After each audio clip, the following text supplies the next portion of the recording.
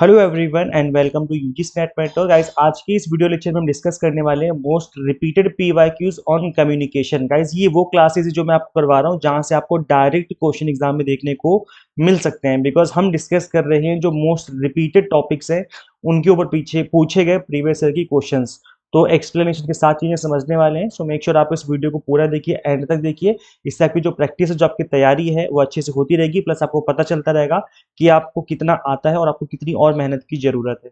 तो चलिए कंटिन्यू करते हैं। This is about me. जैसे कि आप सभी को पता होगा, मेक श्योर चैनल को सब्सक्राइब जरूर कर लें ताकि जब भी मैं अपकमिंग डेज में वीडियो लेक्चर्स लेके आऊं तो आपसे मिस ना हो और आपकी जो प्रैक्टिस है वो चलती रहे अच्छे से।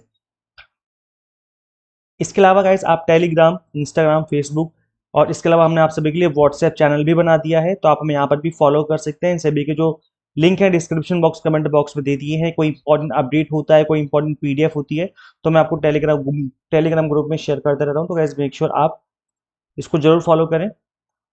इसके अलावा गाइज आप रिवीजन करना चाहते हैं मिनिमम टाइम में, तो आप चैनल की प्लेलिस्ट वाले सेक्शन में आएंगे। यहाँ पे आप देखेंगे कि मैंने रिवीजन करने के लिए पेपर 1 के ऑल 10 यूनिट्स की मिनिमम टाइम में अगर आप रिवीजन करना चाहते हैं तो आप इस सीरीज को फॉलो कर सकते हैं। यहाँ पर हमने क्या किया हुआ है कि यूनिट वाइज हमने आपको रिवीजन करवाई हुई है। तो यहाँ पर थ्योरी तो करवा रखी, साथ में हमने आप देखेंगे कि हमने यहाँ पर पीवाईक्यूज की प्रैक्टिस भी करवा रखी है। तो आपको मैं इस प्ले का लिंक दे दूंगा डिस्क्रिप्शन बॉक्स और कमेंट बॉक्स में।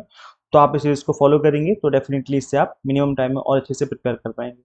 तो चलिए कंटिन्यू करते हैं और डिस्कस करते हैं question. So guys first question is, guys देखो जितने भी क्वेश्चन मैं करवाऊंगा आज की इस क्लास में वो सारे के सारे आपके एग्जाम में पूछे गए प्रीवियस ईयर के क्वेश्चंस हैं, तो काफी इंपॉर्टेंट क्लास रहने वाली है। चलिए गाइस कंटिन्यू करते हैं। सो क्वेश्चन है, which of the following is not an element of communication. इसमें से कौन सा एलिमेंट नहीं है, निम्न में से कौन सा संचार का एक तत्व नहीं है। सेंडर हो गया, रिसीवर, नॉइस या प्रॉफिट। तो गाइस देखो इसका आंसर तो कोई भी कर लेगा, एज इन एस्पिरेंट आपको और आपको थोड़ा बहुत तो आइडिया होगा ही कम्युनिकेशन के बारे में।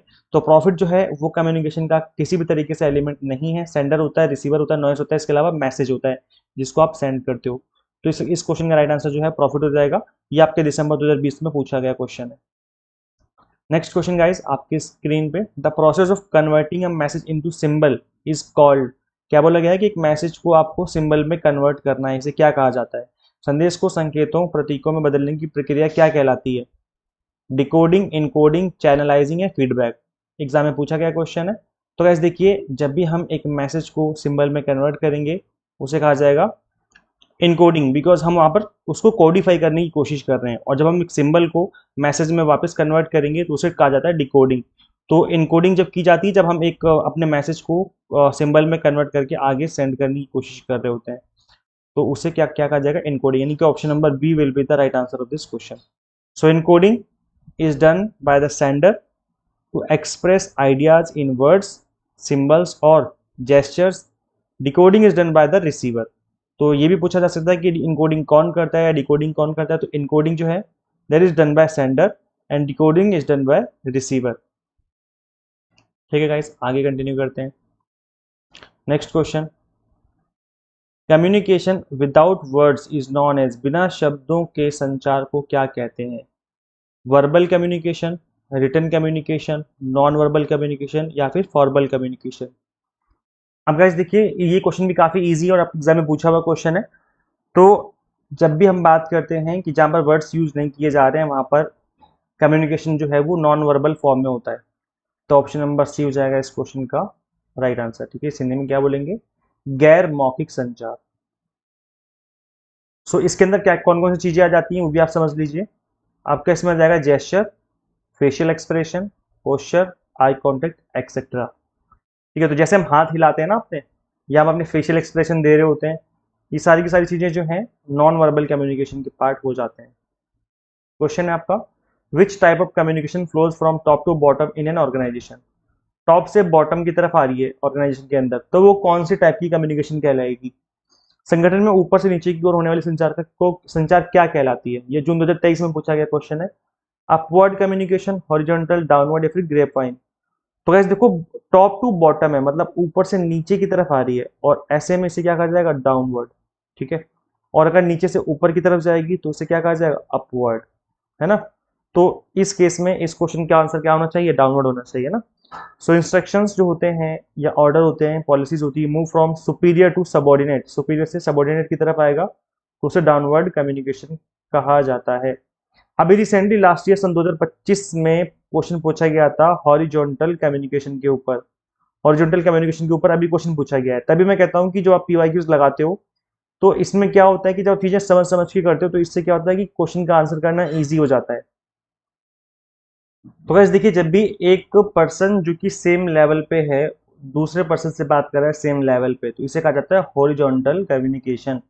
अब इसको एक एग्जांपल लेके समझाता हूं मैं। सपोज करो फाइनेंस मैनेजर जो है वो बात कर रहा है सेल्स मैनेजर से, जो कि सेम पोस्ट पे है, अलग अलग ब्रांच है, सेम पोस्ट है ना, मतलब सेम लेवल पे हैं दोनों, दोनों मैनेजर हैं, लेकिन ये एक सेल्स मैनेजर है और एक फाइनेंस मैनेजर है। तो यहाँ पर सेल्स मैनेजर पूछ रहा है फाइनेंस मैनेजर से कि भाई हमें फंड की रिक्वायरमेंट है, हमें एडवर्टाइजमेंट करनी है। तो इस तरह का जो कम्युनिकेशन है उसे क्या कहा जाएगा, इसे कहा जाएगा हॉरिजॉन्टल कम्युनिकेशन, जहाँ पर सेम लेवल पे हम बात करने की कोशिश कर रहे होते हैं, कम्युनिकेट कर रहे होते हैं। इसके अलावा एक कम्युनिकेशन आती है डायगोनल कम्युनिकेशन। डायगोनल में क्या होता है कि हम इस तरीके से बात कर रहे होते हैं, ऊपर नीचे। सपोज करो यहाँ फाइनेंस मैनेजर हो गया आपका और यहाँ पर सेल्स मैनेजर हो गया, ठीक है। अब फाइनेंस मैनेजर के अंडर एक आपका एक एम्प्लॉय है, एम्प्लॉय ए, और यहाँ सेल्स मैनेजर के अंदर एम्प्लॉय बी है ना, ये दोनों एम्प्लॉय हैं। तो जो एम्प्लॉय बी है अगर वो फाइनेंस मैनेजर से कुछ बात करना चाहता है, या एम्प्लॉय ए इसके अंदर जो है फाइनेंस मैनेजर के अंदर वो सेल्स मैनेजर से कोई बात करना चाहता है, तो इस कम्युनिकेशन को कहा जाएगा डायगोनल कम्युनिकेशन। डायगोनल, ठीक है, डायगोनल कम्युनिकेशन। हिंदी में डायगोनल को बोलते हैं विकर्ण, विकर्ण संचार, ठीक है, विकर्ण संचार के नाम से जाना जाता है। ठीक है, तो चीजें क्लियर हो गई। तो अभी रिसेंटली एग्जाम जो 2025 में हुआ था, 2025 में, उसमें हॉरिजॉन्टल के ऊपर भी क्वेश्चन था और आई थिंक डायगोनल के ऊपर भी क्वेश्चन पूछा गया था आपके एग्जाम में। तो इसलिए इन सभी चीजों को समझ समझ के मैं आगे बढ़ रहा है। नेक्स्ट क्वेश्चन आपकी स्क्रीन पे है, जो कि दिसंबर 2024 का क्वेश्चन है। Grapevine communication is formal, informal, written या फिर वर्बल। ग्रेप वाइन संचार क्या है, औपचारिक, अनौपचारिक, लिखित या फिर मौखिक। बस देखिए, आपका जो ग्रेप वाइन है इसमें जो इन्फॉर्मेशन है वो किसी भी तरीके से आपस में कम्युनिकेट हो रही होती है, तो ये क्या आपका इनफॉर्मल कम्युनिकेशन कहलाएगा। तो इस क्वेश्चन का राइट आंसर जो है ऑप्शन नंबर बी हो जाएगा।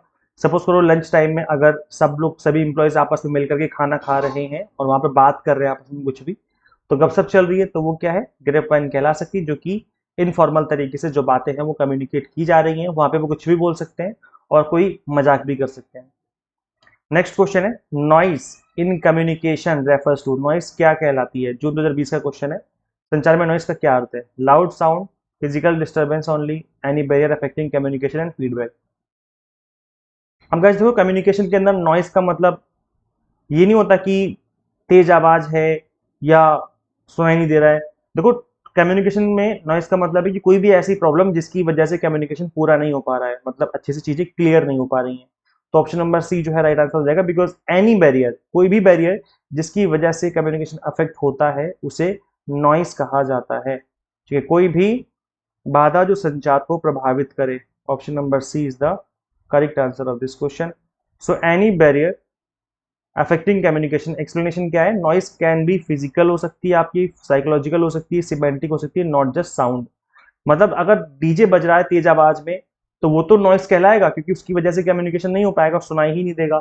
लेकिन इसके अलावा फिजिकल फॉर्म में भी हो सकती है। फिजिकल फॉर्म का मतलब क्या हो गया कि सपोज करो आप इस रूम में बैठे हो, कोई दूसरा बंदा दूसरे रूम में बैठे, बीच में गेट बंद है, गेट लॉक लगा हुआ है, आप कुछ कह रहे हो उसको सुनाई नहीं दे रहा है, तो फिजिकल फॉर्म में उसको सुनाई नहीं दे रहा है। साइकोलॉजिकल भी हो सकता है, सपोज करो कोई पर्सन जो है वो, उसके दिमाग में कुछ और चल रहा है, उसके दिमाग में कुछ और थॉट्स चल रहे हैं और आपने कुछ बोला तो उसका ध्यान ही नहीं है आपकी बातों पर, तो साइकोलॉजिकल नॉइस हो गया, क्योंकि फिर आप कुछ भी कहते रहो वो सुन ही नहीं रहा है आपकी बातों को, वो उसका ध्यान कहीं और ही है। तो इस सभी चीजों को फिर नॉइस ही कहा जाएगा। ठीक है, नेक्स्ट क्वेश्चन है, which one is a one way communication. इसमें से कौन सा जो है वो वन वे कम्युनिकेशन है, डिस्कशन, लेक्चर, सेमिनार या फिर ग्रुप डिस्कशन। ये भी आपके एग्जाम में पूछा हुआ क्वेश्चन है। निम्न में से कौन सा एक तरफा संचार कहलाएगा, चर्चा, व्याख्यान, संगोष्ठी या फिर समूह चर्चा। तो वैसे देखिए, जब हम बात करते हैं वन वे कम्युनिकेशन की, इसका मतलब है कि कोई एक पर्सन बोल रहा है और बाकी सब सुन रहे हैं बैठ के, है ना, तो बाकी चीजें कुछ, मतलब आप एक्टिव पार्टिसिपेशन नहीं है। तो डिस्कशन में तो एक्टिव पार्टिसिपेशन होगा दोनों तरफ से, ए कुछ बोलेगा तो बी भी कुछ बोलेगा। ग्रुप डिस्कशन में भी दोनों अच्छे से पार्टिसिपेशन होता है सभी का, है ना, जो भी ग्रुप डिस्कशन चल रहा होता है। इनफैक्ट सेमिनार के अंदर भी पार्टिसिपेशन होता है। लेक्चर जो होता है जनरली इसमें पार्टिसिपेशन कम देखने को मिलता है, या तो नहीं होता है या तो बहुत कम होता है। तो ऑप्शन नंबर जो बी है that will be the right answer. ठीक है, ये भी एग्जाम का क्वेश्चन है आपका। नेक्स्ट क्वेश्चन जो कि भी दिसंबर 2021 में पूछा गया था, SMCR model of communication is was proposed by, किसने दिया था इस मॉडल को, एसएमसीआर संचार मॉडल किसने दिया था? Shannon and Weaver model, Berlo, Schramm, Aristotle. तो गाइस देखिए इसका राइट आंसर है बैरलो, ये होना चाहिए। देखते हैं क्या आंसर है। हाँ, राइट आंसर आपका एसएमसीआर, जो इसकी फुल फॉर्म है बैरलो, तो इसने दिया ही था इस मॉडल को, जो दिया था इस पर्सन ने। एसएमसीआर की फुल फॉर्म है source message channel and receiver, so this is the model, और ये इसकी फुल फॉर्म है। कई बार एग्जाम में फुल फॉर्म से रिलेटेड भी क्वेश्चन बन जाते हैं, तो इंपॉर्टेंट क्वेश्चन, इंपॉर्टेंट है आपके लिए फुल फॉर्म भी। नेक्स्ट क्वेश्चन है which communication model is considered linear, इसमें से कौन सा मॉडल जो उसको लीनियर मॉडल कहा जाता है? निम्न में से कौन सा संचार मॉडल रैखिक है, लीनियर है? तो ये भी आपका दिसंबर 2024 का क्वेश्चन है। देखिए इस क्वेश्चन का जो राइट आंसर है ये आपका शैनन वीवर मॉडल है, ऑप्शन नंबर बी। बहुत सिंपल मॉडल है, एक सेंडर है, एक मैसेज जो है वो रिसीवर तक पहुंचा रहा है, बस इतना ही है। तो एक रैखिक मॉडल है, बहुत सिंपल मॉडल है, शैनन एंड वीवर मॉडल, तो इसका राइट आंसर ये हो जाएगा, है ना। So it is a one way linear model, sender message receiver, बस खत्म। इसमें फीडबैक जो है इस तरीके से मायने नहीं रखता है। नेक्स्ट क्वेश्चन, ये जून 2025 का क्वेश्चन है, और कम्युनिकेशन में इस तरह के क्वेश्चन भी आप पूछे जाने लगे, बिकॉज आप देखेंगे कम्युनिकेशन के अंदर मूवीज से रिलेटेड भी क्वेश्चन बन रहे हैं। जो हमारे पेड बैच के स्टूडेंट्स हैं उनके लिए हमने मूवीज के ऊपर अलग से क्लास ले करके उनको हमने अलग से पढ़ा दिया है अपने पेड बैच में, तो आई थिंक आप सभी लोग इसका आंसर कर पाएंगे। तो क्वेश्चन है फिल्म और डायरेक्टर्स पूछे गए हैं, अब आपको इसकी मैचिंग करनी है ना, राइट आंसर करेक्ट करना है। एकता 1942 में मूवी आई थी, इसके डायरेक्टर कौन है? अपना देश 1949 में आई थी, झांसी की रानी 1953 में आई थी, एंड रथ 1931 में आई थी। अब बताना कि भाई इसके जो है कौन है इसके डायरेक्टर। अब गाइस देखो इस क्वेश्चन में मैं आपको तुक्का लगाना सिखाता हूँ, क्योंकि तुक्का लगाने की भी कुछ टेक्निक्स होती हैं। अगर आप इन चीज़ों को ध्यान में रखेंगे तो एक दो क्वेश्चन तो आपके ऐसे ही सही हो जाएंगे। तो तुक्का लगाने की, तुक्का लगाने की, कुत्ता बोल गया गलती से मैं, सॉरी। तो तुक्का लगाने की जो टेक्निक है वो ये है कि आपको क्वेश्चन पहले पढ़ना है। अगर समझ में नहीं आ रहा कि भाई क्या है, हमें कुछ समझ में नहीं आ रहा इसकी लिस्ट में, है ना, तो हम अब से चलेंगे ऑप्शंस के ऊपर, सीधा ऑप्शंस पे आ जाओ। और अब ध्यान दो कि भाई किस ऑप्शन, मतलब इसमें से जो ए बी सी डी हैं इसमें से हाईएस्ट नंबर जो है वो किसके साथ मैच किया जा रहा है। जैसे फॉर एग्जांपल मैंने देखा कि ए जो है फर्स्ट के साथ मैच किया जा रहा है, और ए फर्स्ट के साथ मैच किया जा रहा है, और ए सेकंड के साथ मैच किया जा रहा है, और ए सेकंड के साथ मैच किया जा रहा है। मतलब ए का थर्ड और फोर्थ आंसर नहीं हो सकता, क्योंकि ए का या तो फर्स्ट हो सकता है या फिर सेकंड हो सकता है। इस तरीके से देखा भाई ये चीजें चल रही हैं। अच्छा एक चीज मैंने और नोट डाउन करी यहाँ पर कि जो ऑप्शन नंबर डी है उसमें एक ही जगह पर ऑप्शन नंबर 2 दिया है, बाकी 3 जगह पर डी का फोर्थ दिया हुआ है। इसका मतलब बहुत हाई चांस है कि डी का फोर्थ होना चाहिए। अब इसमें भी मैंने एक वर्ड यूज किया कि चांस है, ऐसा जरूरी नहीं है कि फोर्थ ही होगा 100%, ऐसा जरूरी नहीं है। हो सकता है डी का सेकंड ऑप्शन भी राइट आंसर हो सकता है, लेकिन देर इज हाई प्रोबेबिलिटी कि डी का फोर्थ आंसर ही होना चाहिए, बिकॉज डी के 3 जगह ऐसी है जहां पर डी का फोर्थ आंसर बोला गया है। तो अगर आप इस तरीके से सोच रहे हो तो ऐसे में आप ऑप्शन नंबर फर्स्ट को एलिमिनेट कर सकते हो। कर दिया आपने एलिमिनेट, ठीक है। उसके बाद अब जो ऑप्शन बचे मेरे पास सेकंड, थर्ड एंड फोर्थ, इसमें देखा हमने कि किसमें हाईएस्ट नंबर जो है मैच कर रहा है। तो हमने एक चीज ये देखी भाई कि यहाँ पर जो सी का थर्ड है, सी का थर्ड है यहाँ भी, और सी का थर्ड यहाँ भी है, तो यहाँ सी का फर्स्ट है। इसका मतलब है कि यहाँ पर ज्यादा चांसेस हैं कि सेकंड या थर्ड में सी कोई एक आंसर होगा, क्योंकि यहाँ पर ज्यादा चांसेस किसके दिखाए जा रहे हैं, सी का थर्ड राइट आंसर होना चाहिए, है ना। इस तरीके से अगर आप एलिमिनेट करोगे तो यहाँ पर आपका ऑप्शन नंबर फोर्थ भी एलिमिनेट हो जाएगा, अब बचेगा सेकंड और थर्ड।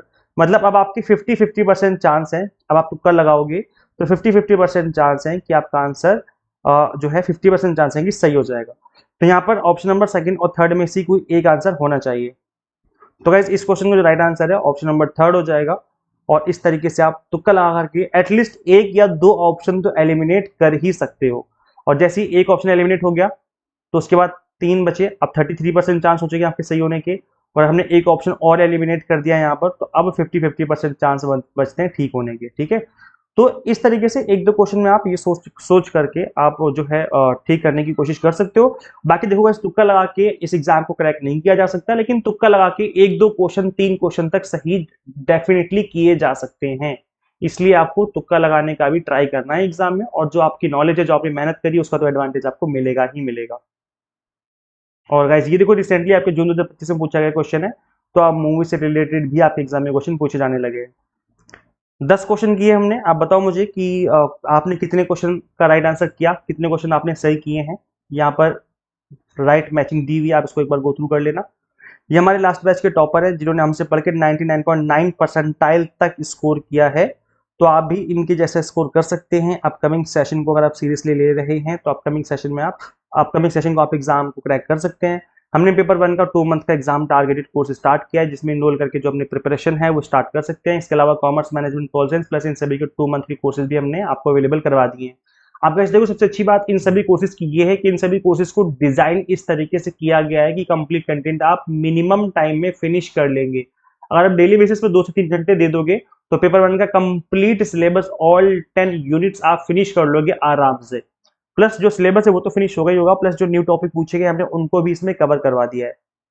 अब यहाँ पर कंप्लीट कंटेंट आपको बाइलिंगुअल लैंग्वेज में मिल जाता है, 100 mock test and PDF notes मिल जाते हैं, जिसके थ्रू आप मल्टीपल टाइम रिवीजन और प्रैक्टिस कर सकते हैं।